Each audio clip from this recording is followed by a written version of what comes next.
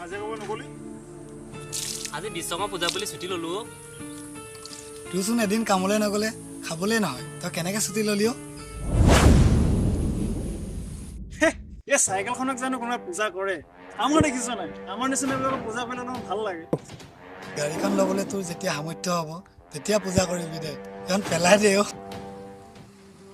তহঁতি হৈছে বহুত ধনী আৰু মই হৈছোঁ দুখীয়া মই এই চাইকেলখনতকৈ বহুত বিশ্বকৰ্মা পূজা এইটো নহয় যে কেৱল ধনীসকলেহে পাতিব পাৰে এটা কথা মনত ৰাখিবা ধৰ্ম কৰ্ম আৰু সংস্কাৰ এইবিলাক হৈছে নিজৰ পৰিচয় এইবিলাক মানি চলিব পৰাটোহে আমাৰ কৰ্তব্য